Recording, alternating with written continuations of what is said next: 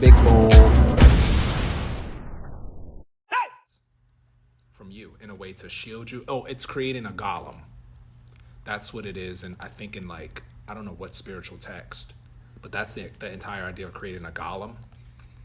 Kind of like a shield. A golem is essentially like a protector. Like think of the Hulk. Think of like Gollum from Lord of the Rings. Like my precious. Something that protects. Yes. And it's something that portrays how you want to be portrayed.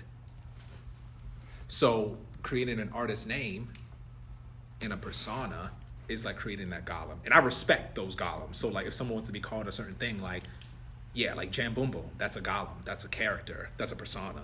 I created it, but it's a extension of me. And who am I? Literally nothing. Like I'm no thing. Like, but that's my extension. Like people will be like, oh, who's really Jamboomboom? Like you'll never fucking know.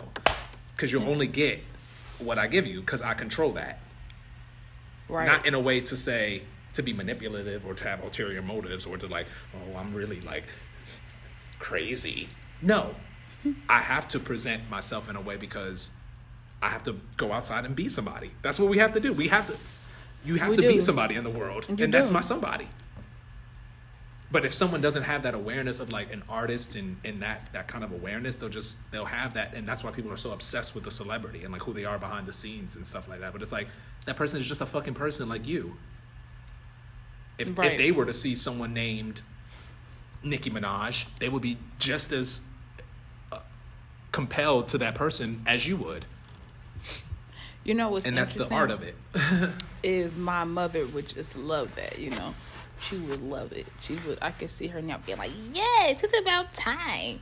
Like, you know, I know that she would love to see me step back into that. Like, step back into? So, when I was younger, my mom introduced me to everybody. This is Coco. This is Coco. This is Coco. Like, I wasn't Chanel. This is Coco. This is Coco. This is Coco. This is Coco. And when I was 4, and I remember this vividly, I said to her, my name is Chanel. Can you call me by my name? Call me Chanel. My name is not Coco. Call me Chanel. And so the great, wonderful woman my mother is, she was like, this mother over here. She was like, but I have given her this freedom. Like, I want her to exercise. Like, not that she's giving me this freedom, but I have created a space that she can be free in to identify who she is, right? Yeah. So from that point on, she stopped calling me Coco. And here recently, she told me, like, that hurt me to do that, to stop calling. That was something that I seen that you would come into. And you was like, no. And so anyone who calls me Coco, it's dated. So these are people that either dying out, right, because they're older, or they're from a time in my life that just hasn't blended with many other chapters of my life. So it's interesting that you're like Coco Sha-Nel because that's just what I know. And I think that was one of the 21 questions I had asked during when we went out for brunch, or I was like, any childhood name you were like Coco, and I like that. It made sense. But you could have I have a billion other names that I could. I do have a billion. You know what I'm saying? So, but that's just because that's the only name I know of. You could say any name, and I'll be like, "Yup, that." I don't know, but that's just all I got. That's all I got. But that's an origin story. But I also story? I want to. Oh yeah. But I want to bounce this off of you too, right? Because you're like, this is all I know, and you know me at this stage right now, right? And I grapple with this, right? These are coming into this persona, Coco Sha-Nel, right? Which for the first time today, like, feels good. Sure. Right? I shouldn't do this, but I am thinking about others, the people that know me, you know, people that know me or have known me from different, stages. So even going back to my town, or my city, you feel me? Naptown, you feel me? Even going back to Nap, like, going on a stage, Coco Sha-Nel, I don't know, maybe it feels like a marrying of two worlds. Right? I've never wanted to leave Chanel. I've never wanted to some people want to create a fucking different name. I love my name.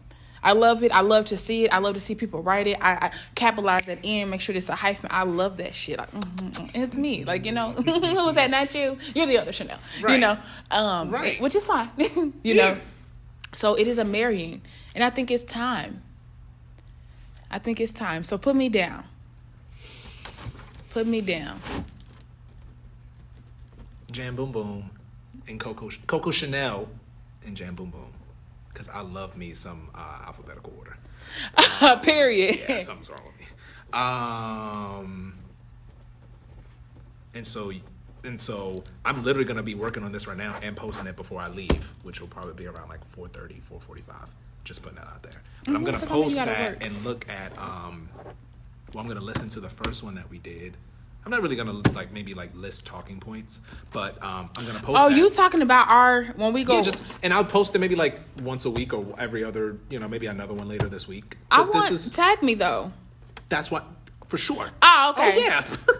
And that's why I'm asking this before I do all the uploading, because I'm going to literally do it right now.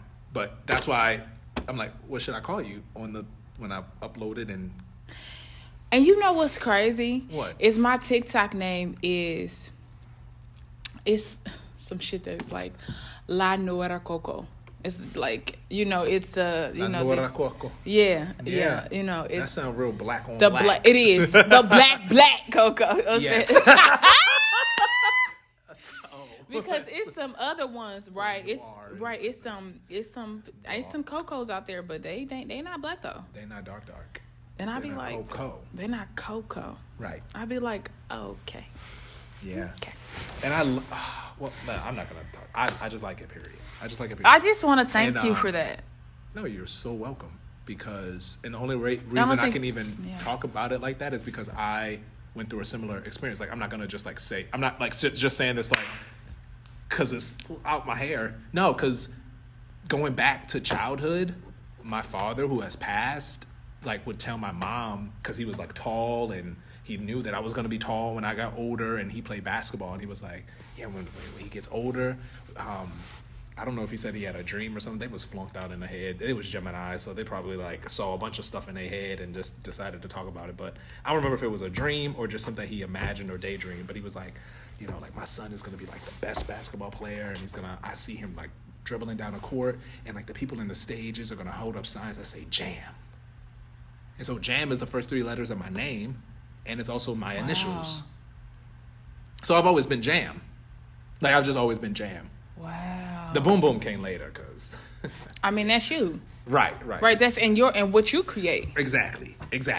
So it's an extension of those things. So going back to the origin story and the childhood connection and people can know me as Jam back then, but then what is Jamboomboom? And then also what are the other extensions? The world premiere is the playwright pseudonym that I have for myself, and that's a golem that when I get into my gift of gab and my witty words and logic, that's who the fuck I am. When I'm on stage, and how you were saying when we saw it perform, that's very much Jamboomboom. In the developmental stages where I don't even know where these characters come, the satirical take that I could have on very serious issues, when I talked about the memorial flag, but that's how I internalize things. It might sound like a very serious thing, but I'm just la la la la la. That's very much this very whimsical, because that's how I internalize it. And I just love how you can turn into these different characters. It's an art, it's a science to it, and I think that people, anyway. Well, the reason why I say that is because I was washing dishes, just reflecting over last week, man, how Deborah turned into something, or she typically always turns into something, or how you'll turn into something. And I said to myself, I turn into something in conversation. Sure. And I sometimes don't give myself credit for that. So if I'm talking to you about an officer, I'm talking to you about somebody, and I'll just turn into the officer, and then, and then I'll be like, well, and, back to myself. But what I found very interesting is that when I'm reading text, unlike the both of you who are very gifted in that aspect where you'll just put something on, I typically don't. Sure. Unless it's I've read the text before, and I could be like, right, like, I want to get to a space where I'm like, okay, maybe I could skim over this and be like, oh, let's turn this into, you know what I'm saying? What are you doing, darling? Oh, sure. Okay. And have that, but I haven't practiced that enough, right? Sure. So this is me, like, in the developmental stages of also getting over the insecurity of that I'm not as well trained as a lot of the people I sit in the room with. Oh, sure. With acting, right? Deborah, Symphony has had years of training. Alana has been working with children in theater for years. This is her second master's degree. Right. I mean, one of those, you know what I'm saying? Michael being maybe not a performer, but he is a wonderful performer in his own right. Yeah. And a creator of things, and having years of experience in that, and not feeling like, oh man, okay, I don't necessarily feel insecure, but I definitely feel like, let me channel some things so that I can feel more confident in if this is the path that I want to take, right? Like, I'm very excited for my thesis project. I cannot wait I'm going to go home and like scribble some things on the wall. As you should. Yeah. Oh, it's crazy. Oh, the thesis project is nuts. Yeah. No, it's nuts. Yeah. Yeah. Yeah. Yeah, it's nuts. Oh, it's nuts. It is. Yeah, it's nuts. So I'm like, okay, how can I... Because I always think about you, too. You're like, why is it always black and white, black and white, black and white, black and white? Let's get to... and that goes back to the culture conversation that we had. Yeah. And that... what was it? So I'm not speaking out my ass. Hold on. What was it down here?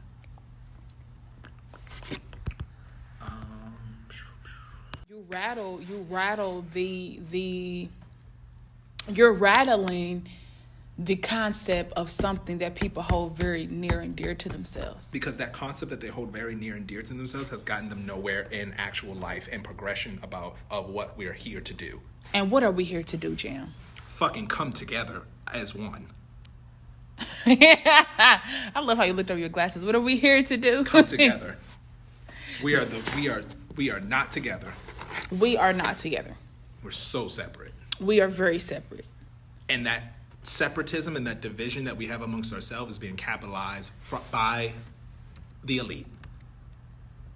So they love it when we call ourselves black and you're white. They love it when they call ourselves gay and you're straight.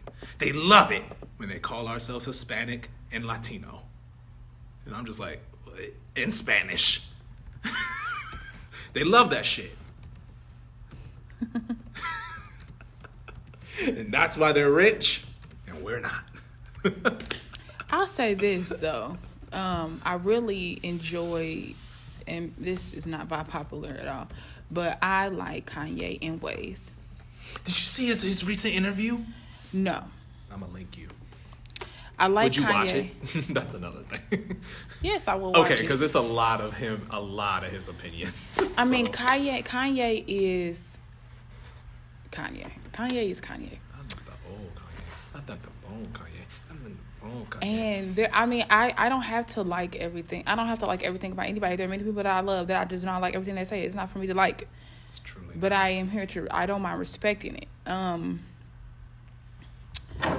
Kanye has some ideas and opinions that really rattle the thought processes of people, but he puts his genius behind it and makes it come to life. And I don't think that genius is a singular thing. Like, when everybody has something that that holds into them that is their genius.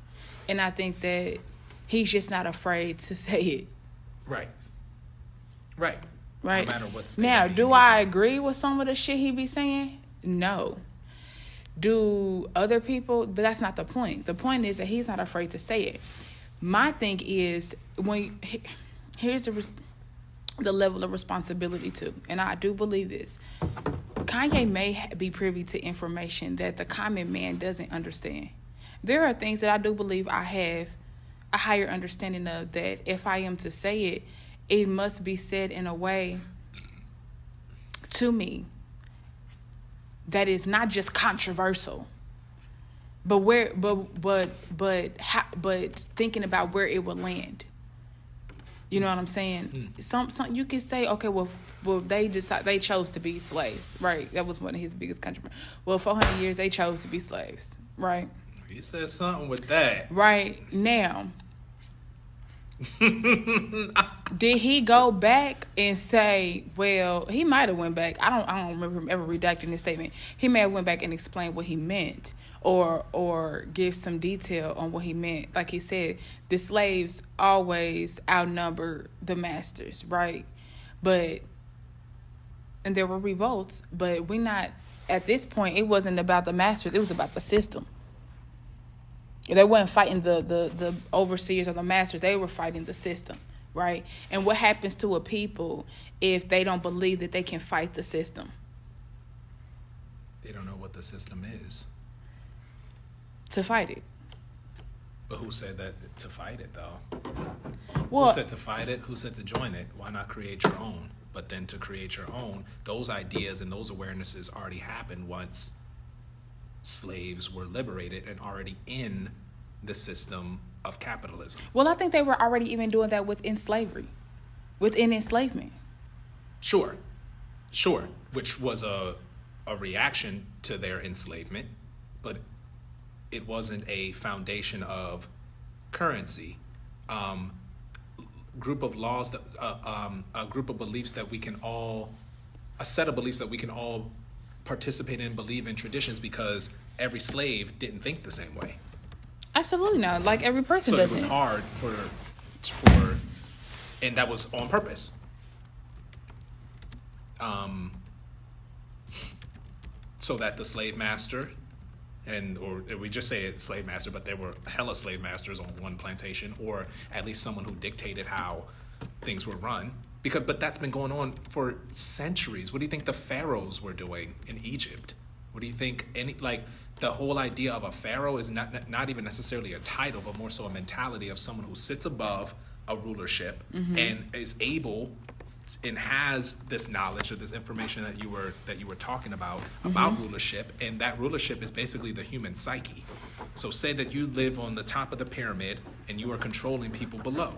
Okay, you know that everyone has what? Thoughts and feelings. That's the one thing that we all have. We all have a spirit. We all have thoughts and feelings. This is what drives life.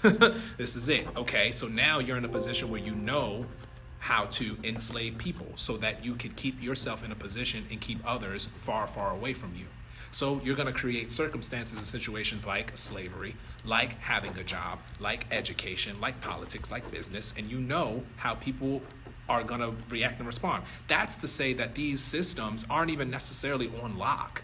They need us to be in their politics, in their business, in their entertainment, in their education, so that they know how to continue to move. And by move, I mean be on top of the pyramid.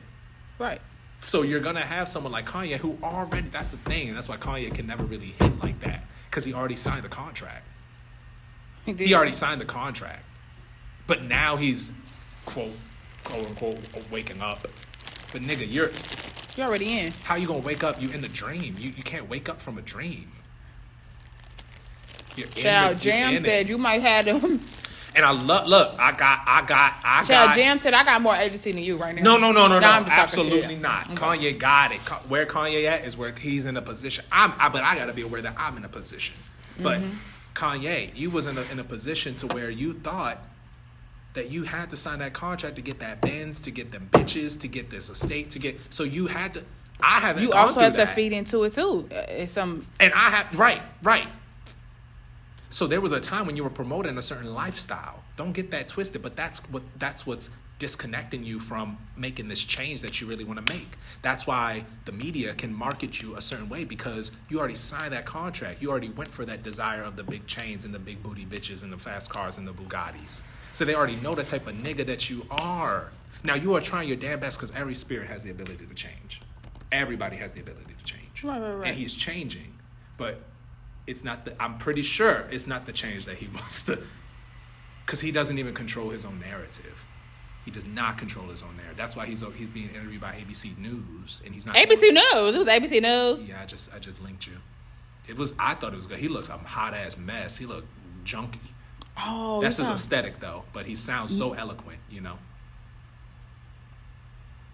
Child, I seen a piece of that on the Shade Room, and I was like, who interviewing this man? She was actually, like, I'm glad they got her, and it wasn't like a Katie Couric type of bitch, you know? Like, she was very, like, reactionary to him and, like, she wasn't, like, looking down. You know, like, when journalists kind of, like the Katie Couric interview with Whitney Houston, like, Katie Couric knew that Whitney Houston was on crack. And I hated that about that interview. Because Whitney Houston is like, I'm not on crack. And Katie Couric is like, you're on crack. Like, why you're supposed to listen to the artist and be like, I think that this interviewer did that, where she was like, yeah, clearly I know everything about Kanye, but like, let me get into the mind. She's good at her job. I don't know what her name is. You're not on crack. I am not on crack. You're on crack. You're like, and Katie Couric's just looking at her like, and I just hated that because it's like they already set, they were basically setting Whitney up. That's a setup. Oh, it was a setup. It was a setup. I don't like shit like that. Let the bitch be on crack. Let Like, her be on crack. She was on crack. Like, crack is whack, crack is cheap. That's what someone on crack says. Like, come on. Thank you. That's what someone... And like, we know. It's like, come on. And there's nothing wrong with that. But it's like, give her help. And that's what they weren't doing in that interview. They were just trying to get her to admit something. But where was the solution for it? It's just... Ugh. Interviews is what fuck up these artists. And that's why you like commend Beyonce for not doing interviews. I'm sorry, what did you say? Beyonce ran back them interviews and said, yeah, she from Texas, all right. Yeah, that's that. Yeah, you can't take the Texas out of her. We can make her look like whatever, but that's Texas is going to come through. That Texas is strong.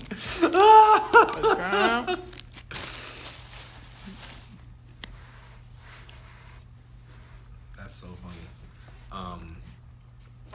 But yeah, no, let me do that right now. That's gonna be my little in the stew kind of experiment. Can you send me a selfie that would best represent you for this little segment?